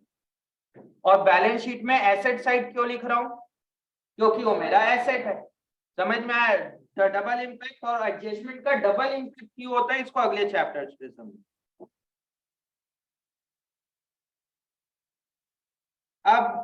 अब क्या करोगे बच्चे, हमने सारा चीज को पोस्ट कर दिया, जो जो जहां जाना था उस चीजों को मैंने यहाँ पे पोस्ट कर दिया। अब क्या होगा यहाँ पे, नहीं पहले जो ये आपका पूरा का पूरा लिखा हुआ नहीं है उसको नेट अमाउंट लिखिए, 4 लाख माइनस 5,000 कितना हो जाएगा 3,95,000, 8,20,000 माइनस 10,000 कितना होगा, आदेश इधर हो, 8,20,000 माइनस 10,000 कितना होगा 8,10,000।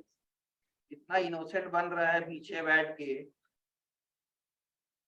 अब सबसे पहले क्या निकालना पड़ेगा आपको, ग्रॉस प्रॉफिट या ग्रॉस लॉस। देखिए डेबिट साइड हैवी दिख रहा है कि क्रेडिट साइड, क्रेडिट साइड, तो कितना है क्रेडिट साइड 10,10,000। जब आप ये 10,10,000 में 1,00,000, 3,95,000, 1,00,000 और 5,000 को माइनस करोगे तो कितना बचेगा, कैसे आ गया ये 4,00,000 रुपीज, तो ये हो गया 5,00,000, 6,00,000। 10,10,000 में से 6,00,000 माइनस करोगे तो कितना आ जाएगा 4,10,000। 4,00,000 कितना बचेगा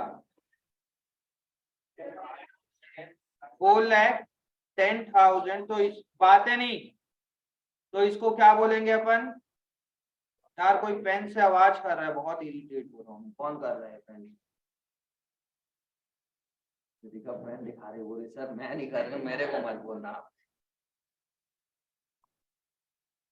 हाँ जी, ग्रॉस प्रॉफिट। अब कई नालायक बच्चे को ना ये भी नहीं समझ में आया सर ये 4,10,000 निकाल कैसे देते हो आप, मतलब बचपन से बैलेंसिंग फिगर समझ ही नहीं आया क्या लिखते हो, बचपन से मतलब जब 11 से पढ़ रहे बच्चे ही तो हो, है ना।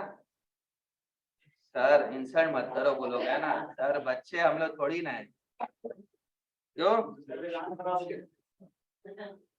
तुम लोग सब बड़े हो गए हो बच्चे, यहाँ पे कोई बच्चे नहीं है मालूम, दिमाग से तो कोई बच्चा नहीं है यहाँ। देखिए यहाँ पे कहां से आया 10,10,000 आपका क्रेडिट साइड हैवी था, इसलिए मैंने 10,10,000 लिख दिया। डेबिट साइड कितना है इधर 6 लाख रुपए, तो 10,10,000 में से 6 लाख माइनस करोगे तो कितना बचेगा 4,10,000। जिस तरफ हैवी है उसको पहले प्लस कर दो तो आपका बैलेंसिंग आ जाए। समझ में आया भैया। अब क्या करेंगे Krish, last bench,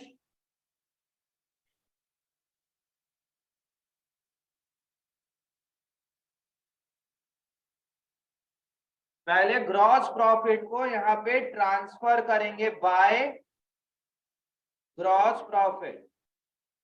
gross profit आ जाएगा 4,10,000 यहाँ पे।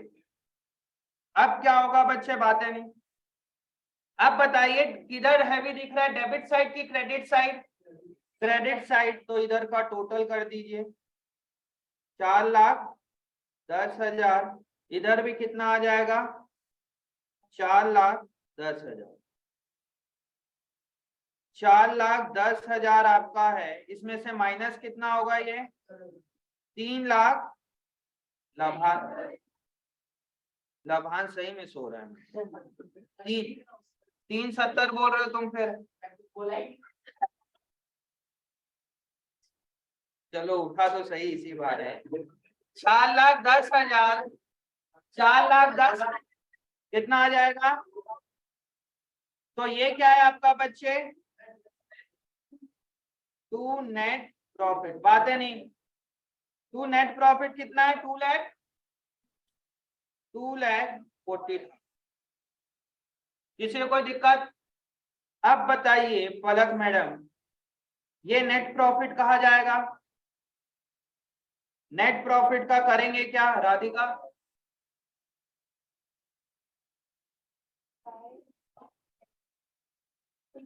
मैडम उसके आगे तो कुछ बना ही नहीं रहा हूं मैं, फिर बोलते कैरी फॉरवर्ड कर देंगे सर इसको। बस इतना ही करेंगे। हाँ शिफा, कैपिटल में आपका नेट प्रॉफिट जाके ऐड होगा। देखिए अब यहाँ पे समझना अकाउंट्स की ब्यूटी को, प्लीज देखिए। जो जो ये टैली होता है ना बैलेंस शीट हमेशा, और डबल ट्रांजैक्शन का डेबिट और क्रेडिट साइड इक्वल, मैं अगर नेट प्रॉफिट को उठा के कैपिटल में प्लस करना है मुझे, ये कैपिटल में आके प्लस हो गया, और क्या लिखूंगा मैं यहाँ पे? Plus net profit. और लॉस होता तब क्या करता? Minus net profit. अब देखना समझना, जैसे मैंने ये 2,40,000 को, तुम लोग को अब अकाउंटिंग इक्वेशन लिंक होगा यहाँ पे, देखना कैसे लिंक होता है और समझ में आएगा। सर जो आपने फर्स्ट अकाउंटिंग इक्वेशन पढ़ाया था पहला चैप्टर, अब ये लास्ट चैप्टर चल रहा है, कैसे फर्स्ट और लास्ट चैप्टर लिंक हो रहा है। अब देखिए जैसे हमने ये नेट प्रॉफिट को यहाँ पे ट्रांसफर किया, इसका मतलब क्या हो रहा है कि मैंने पूरा ट्रेडिंग और प्रॉफिट एंड लॉस को उठा के कहा कर दिया बैलेंस शीट। क्योंकि आप ये 2,40,000 नेट प्रॉफिट के ऊपर क्लिक करोगे या एंटर करोगे, तब आपका क्या ओपन हो जाएगा? Trading profit and loss. Trading profit and loss में मैंने किया क्या बच्चे? सारा का सारा सेल या इनकम, इनकम को मैंने किससे माइनस किया? यहाँ पे समझते जाना,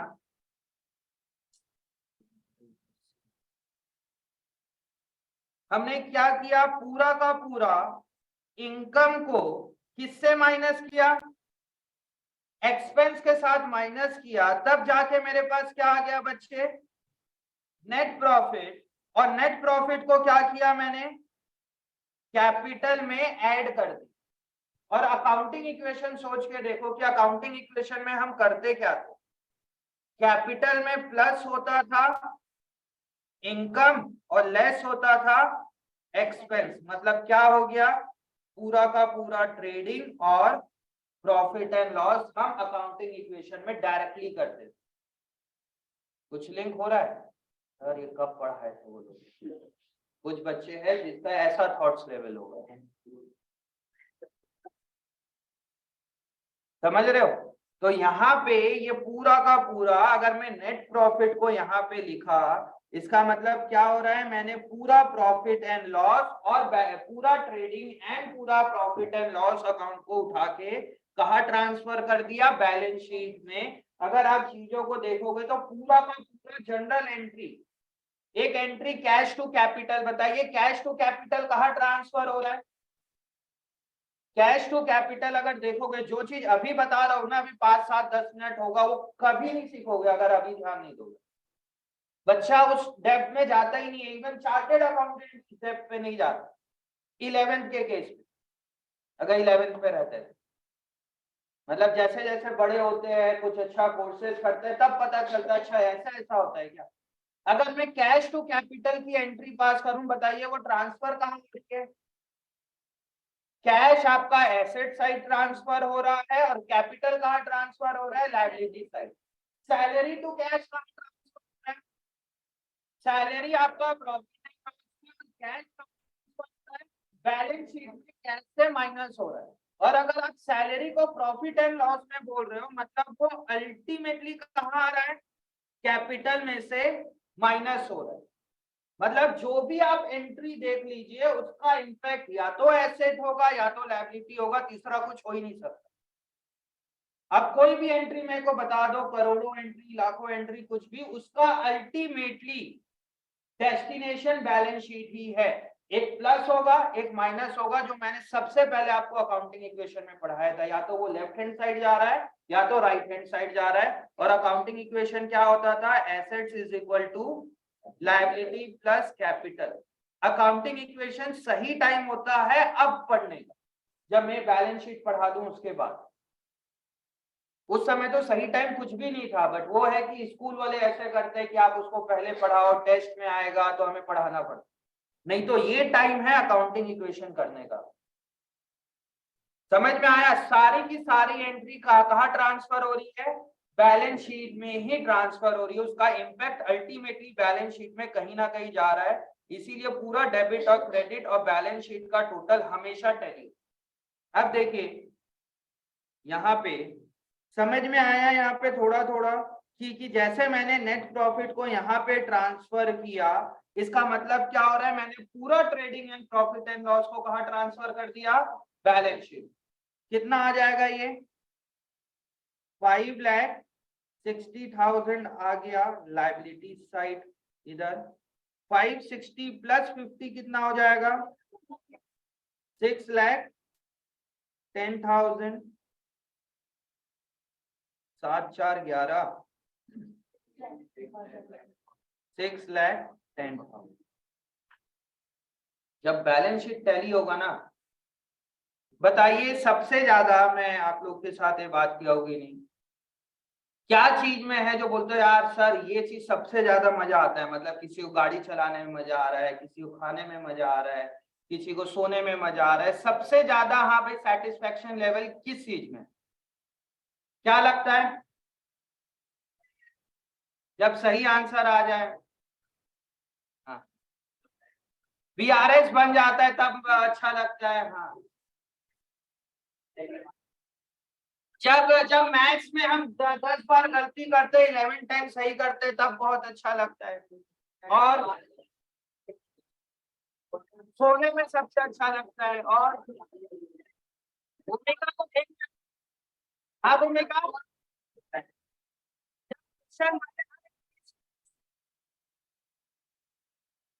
आगे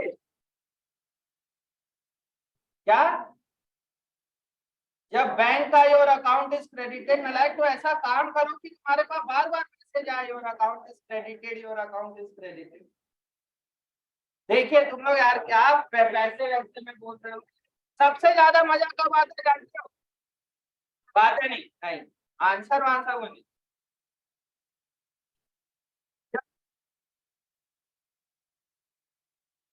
ध्यान दीजिए, सबसे ज्यादा मजा कब आता है जानते हो?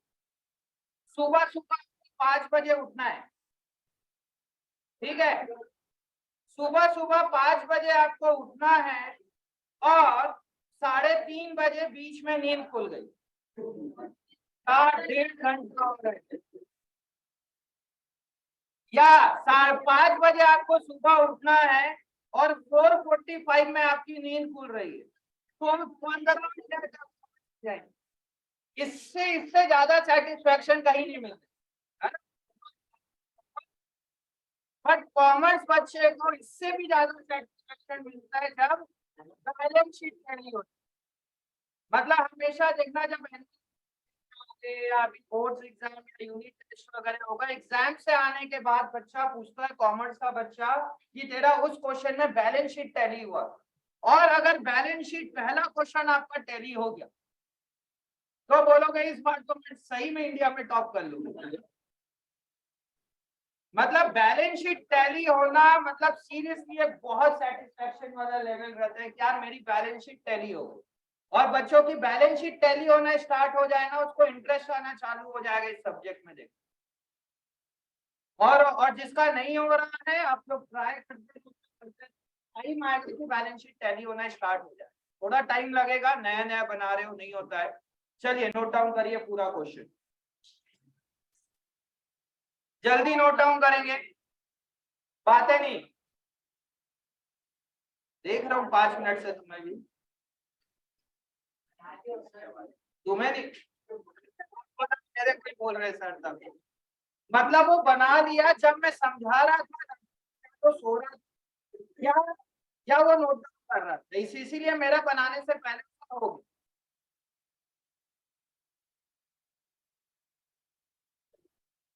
नोट डाउन करिए, बातें नहीं। ठीक, नोट डाउन करिए साहब। बहुत इंपॉर्टेंट चैप्टर में से है अपन अभी। मैं इस चैप्टर का एक क्वेश्चन और कराऊंगा, फिर डायरेक्टली अपन नेक्स्ट चैप्टर पे जाएंगे, क्योंकि वो दोनों एक ही चैप्टर है, अलग अलग नहीं है दोनों।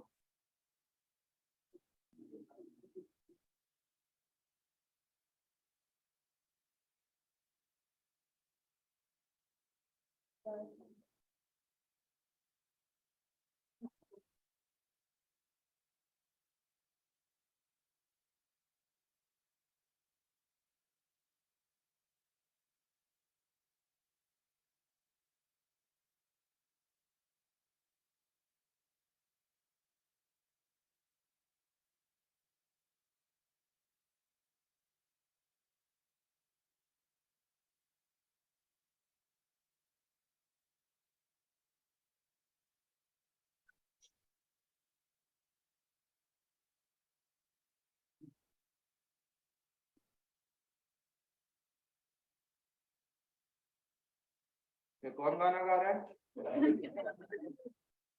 कौन था? अनुराग, आ जाओ यार, सामने गाना गा लो आप।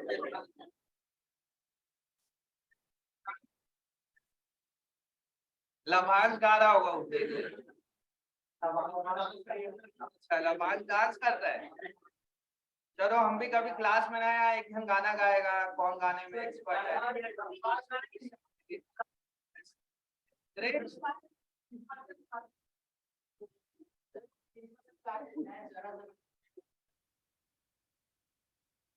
पे चढ़ गए। देश का भी हमारे क्लास में गा देना यार एक बार। अभी नहीं आया, अभी टाइम नहीं है, कभी याद दिलाना कि कभी रहेगा ना, पढ़ने का मन नहीं करेगा, तब बोलना देश को गाना करना। हाँ,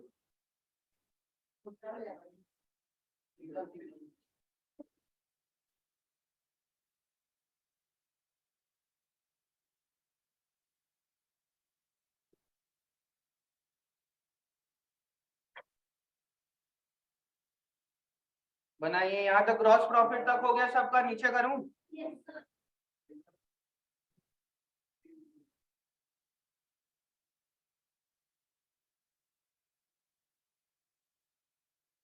ये चैप्टर होने को बहुत इजी है, बट बहुत काम का है। मतलब अगला चैप्टर नहीं बनेगा अगर इसको बेसिक चीजें नहीं आती है। और यहाँ से सीधा 6 to 7 मार्क्स का, एक 6 to 8 मार्क्स का एक डायरेक्ट क्वेश्चन होता ही है। और एग्जाम में कई बच्चे जिसका प्रैक्टिस अच्छा है, इसको सबसे पहले अटेम्प्ट करना चाहिए, हैवी क्वेश्चन को। इस क्वेश्चन बताऊंगा ये सारी चीजें।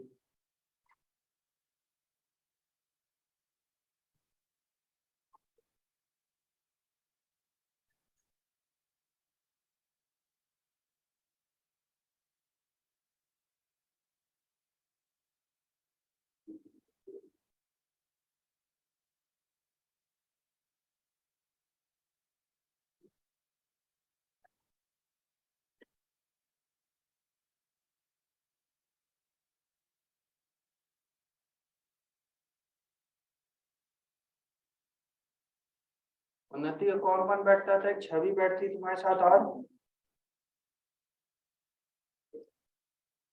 ननिया लास्ट क्लास भी नहीं आई थी ना वो? आई थी last class.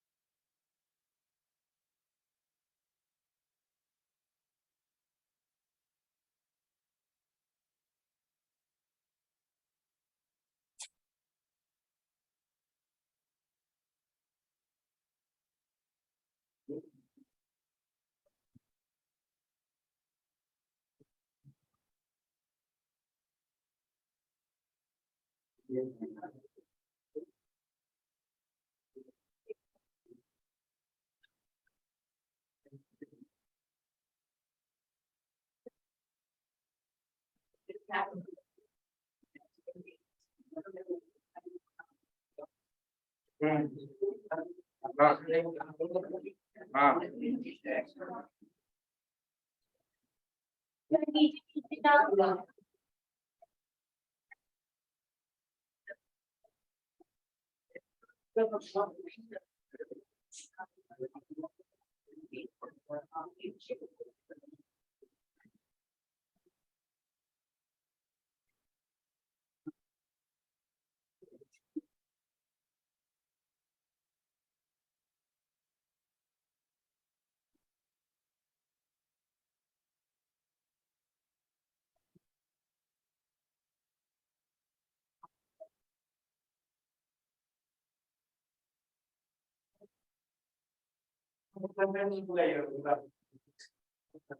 Madam, second batch में जो स्टूडेंट आते हैं जो स्टूडेंट्स आते हैं ना, उसमें कोई बच्चे निकल के नहीं, ठीक है, फोन मुझसे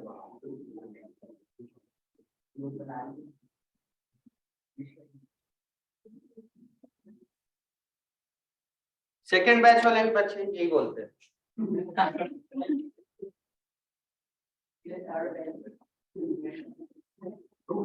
हम तो खाली बैठे हैं।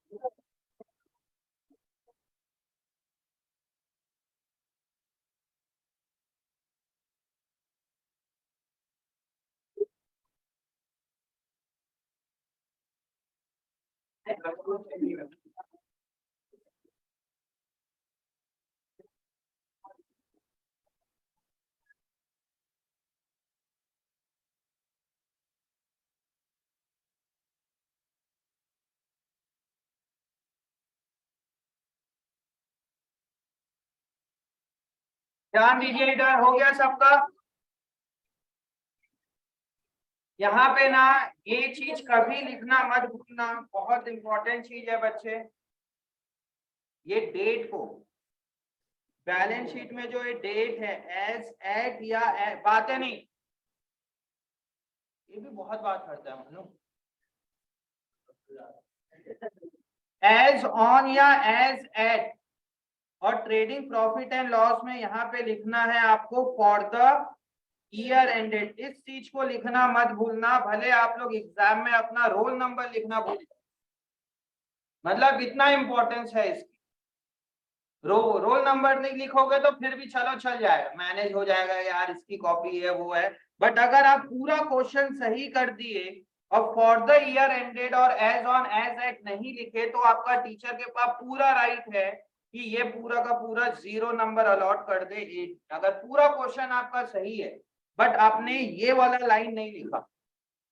बोर्ड एग्जाम में भी कभी भी ट्रेडिंग प्रॉफिट एंड लॉस और बैलेंस शीट बने, कभी भी ट्रेडिंग प्रॉफिट एंड लॉस और बैलेंस शीट बने तो फॉर द ईयर एंडेड और एज ऑन या एज एट लिखना मत भूलना। अब बताइए फॉर द ईयर एंडेड का मतलब, फॉर द ईयर एंडेड का मतलब, हाँ उस ईयर के एंड में बन रहा है। और एज एट या एज ऑन का मतलब हमने, कोई नहीं बोलेगा, मैं जिससे पूछ रहा हूँ वही बात करेंगे, सुन रहे 31 मार्च को बैलेंस शीट बन रही है एज ऑन, और फॉर द ईयर एंडेड मतलब एज एट या एज ऑन एक ही है, इसमें एज एट लिखिए या एज ऑन लिखिए, दोनों चलेगा। हाँ, दोनों में डिफरेंस क्या है? हाँ,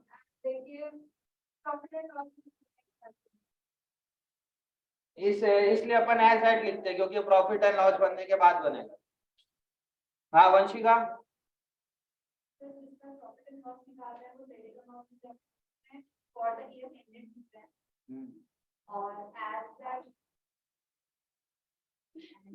कुछ बोलना है बस, है ना? हाँ राधिका,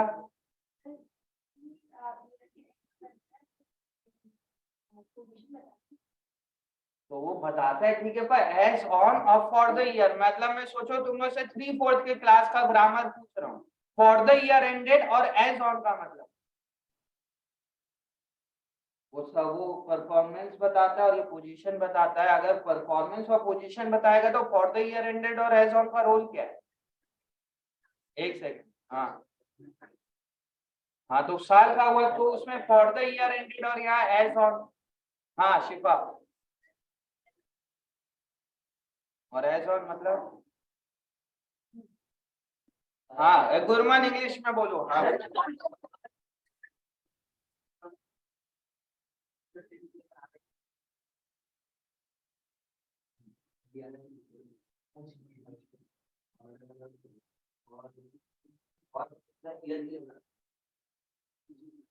राघव, तुम कुछ बोल रहे थे, बहुत इंपॉर्टेंट है ये। हाँ क्रेश, तुमसे पूछो। हाँ।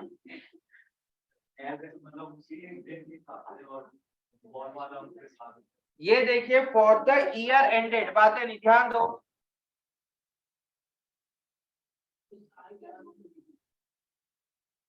उस साल के अंत, ये फॉर द ईयर एंडेड मतलब उस साल के अंत में, ठीक है बोल रहे हो, बट ये सिर्फ इसी साल का फॉर द ईयर एंडेड, इस साल के लिए हमने बनाया। मतलब इस साल का ग्रॉस प्रॉफिट 4,10,000, इस साल का नेट प्रॉफिट 2,40,000, इस पूरे साल का सेल इतना रुपया, परचेज इतना, एक्सपेंस इतना, मतलब ये पूरा का पूरा उसी साल के बारे में बात कर।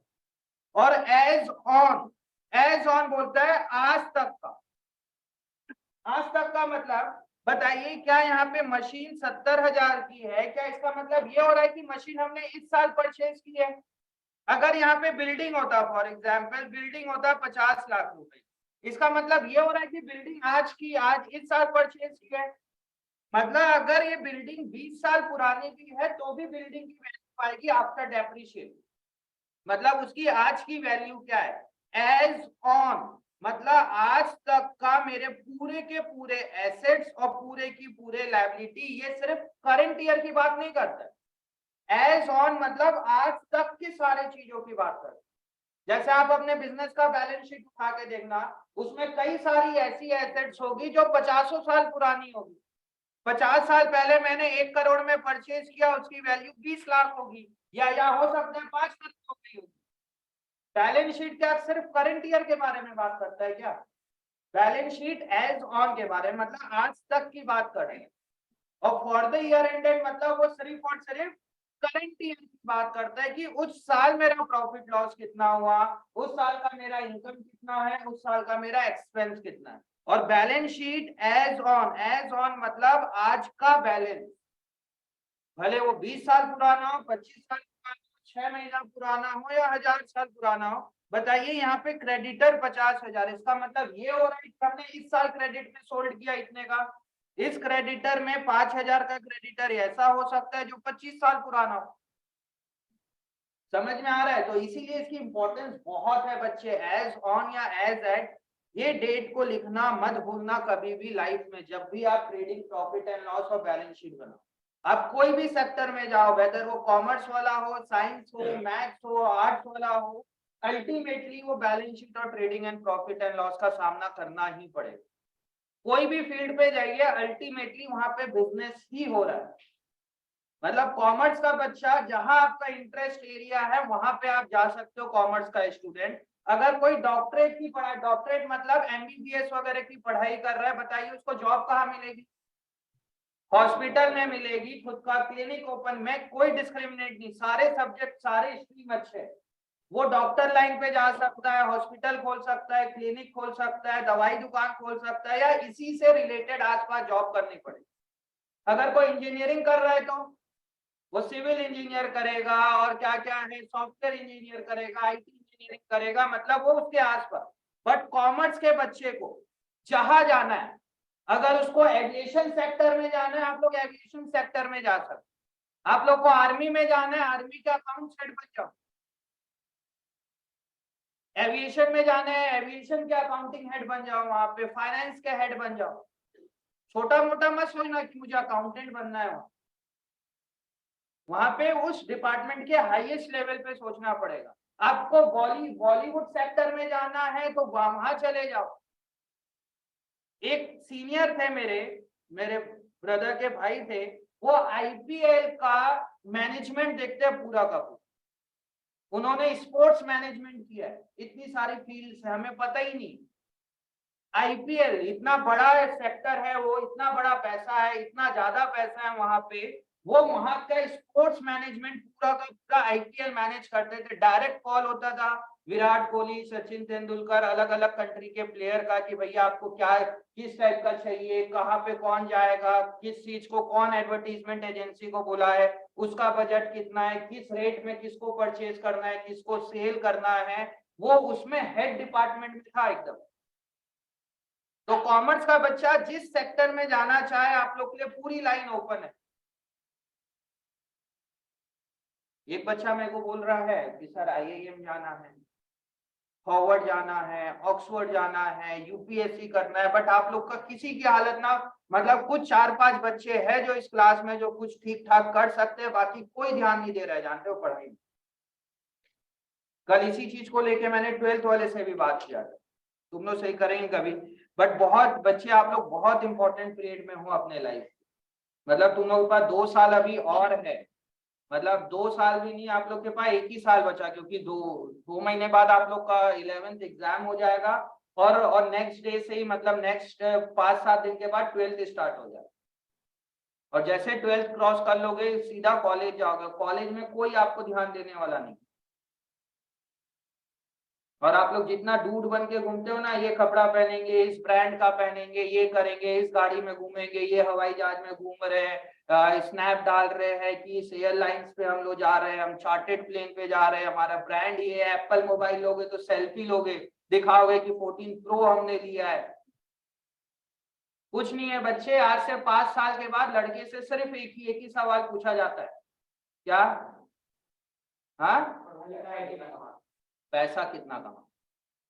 लड़कों से सिर्फ एक ही उसका है ब्यूटी, वो बता सकते, वो है एक ही सवाल पूछा जाता है कि पैसे कितने कमा। गर्ल्स में भी 5-7 साल के बाद आप लोग के भी साथ आ जाएगा। गर्ल्स की तो लाइफ और मिजरेबल है। तुम लोग को घर भी संभालना है, और कोई प्रोफेशनली जाना चाह रहा है वो प्रोफेशनल पे जाएगा तो कैसे करो। और अगर तुम लोग अभी ध्यान नहीं दे रहे हो ना, तुम लोग की लाइफ 5-7-6 साल के बाद क्या होने वाली। और चलो बोलोगे नहीं सर मेरे यहाँ थोड़े से ओपन माइंडेड है, या मेरे को जॉब करने के लिए देंगे और मैं जॉब करूंगी भी, और अगर आप लोग 11 में ठीक से ध्यान नहीं दोगे तो तुम लोग का लेवल देखो क्या रहेगा। एक नॉर्मल जॉब करोगे, खुद का बिजनेस खोल लोगे तो खुद का एक नॉर्मल बिजनेस ओपन कर पाओगे, बस कुछ एक्स्ट्रा ऑर्डिनरी नहीं कर पाओगे अगर इस एज पे आप लोग नहीं करते। और कुछ 1-2 बच्चे हैं जो बहुत अच्छा कर रहे थे, बट बहुत लेवल बहुत खराब हो गया, कुछ नहीं कर पाओ। बता रहा हूँ, एक नॉर्मल बिजनेस ओपन कर लोगे आप लोग, ज्यादा से ज्यादा अगर काम करना है तो, काम नहीं करना है मतलब बिजनेस ओपन नहीं करना है, तो एक नॉर्मल सी जॉब मिल जाएगी, 50,000, 1 लाख, 1.5 लाख, 5 लाख रुपए, जो मतलब खुश नहीं रहोगे उससे अगर तुम लोग अभी चीजों को इंपॉर्टेंस नहीं दे रहे हो। मतलब जानते हो, ये अगर आपकी लाइफ लाइन है, मतलब ये पूरा लाइफ है, यहाँ तक तो इस एज के बाद तो पूरा का पूरा आप पूरा फैमिली में और इधर उधर में रह के रह जाओ। इस टाइम पे हो आप लोग अभी यहाँ पे, लगभग यहाँ पे आपके पास यही टाइम है जो आप लोग मेहनत कर सकते हो, जानते हो, जो कि है 11 से लेके 2nd ईयर तक। और बच्चा जब तक अब है 1st ईयर के बाद, जब उसको लगता है कोई टाइम ही नहीं है, तुम लोग का 1-2 साल है, कोई ये नहीं कि, और मैं जो बॉयज को बोल रहा हूँ कि सिर्फ और सिर्फ पैसा पूछते हैं, बिल्कुल आप लोग से सिर्फ पूछा जाएगा कि भाई कमाता कितना है, सिर्फ एक मार्किंग रहती है उनके ऊपर कि तू कितना कमा रहा है। या पेरेंट्स से बात कर रहे हैं तो पेरेंट्स से बोलेंगे कि तुम्हारा बेटा कितना कमा। ये सब कपड़े पहनने से, बड़ी बड़ी ब्रांड लेने से, घूमने से, मोबाइल लेने से कुछ नहीं होने वाला। और ये चीज को समझते नहीं है, मस्त आ रहे, मॉल घूम रहे हैं, सब कर रहे हैं। हाँ मैडम। नहीं नहीं नहीं, अभी हो रही है, समझ रहे हो। और तुम लोग अभी ध्यान नहीं दोगे ना तो सीरियसली, और तुम लोग की टॉक्स लेवल, जो तुम लोग का बातें करने का वे, और जी जो लेवल पे बात करते हो, कभी सोचते हो कि फ्रेंड सर्कल में किस टाइप की बातें हो रही। कोई सर हाथ पैर नहीं होगा ना, वो क्या बोल दिया, वो क्या बोल दी, ये क्या हो गया, कौन सा ड्रेस पहनी है तू, कौन सा ड्रेस पहना है, वो कौन सा ब्रांड पहना है, गाड़ी कौन सी है, और उटपटांग लैंग्वेज पे तो बात करने लग गए बच्चे आजकल। गर्ल्स लोग भी, कोई नहीं ना, मतलब इतने हाई लेवल पे बात होती है ना आजकल। चलो देखते हैं ये सब चीजों में बात करते जाइए। 1 मिनट, होमवर्क आप लोग का अभी मैंने क्वेश्चन 16 कराया है, आप लोग 17, 18, 19 ये 3 क्वेश्चन करेंगे, 17, 18 और 19 3 क्वेश्चन करके आएंगे अगली क्लास। चलिए जाइए, ले लो उससे बुक जो भी लिया है तुम्हारे भाई। कौन लिया है तुम्हारी?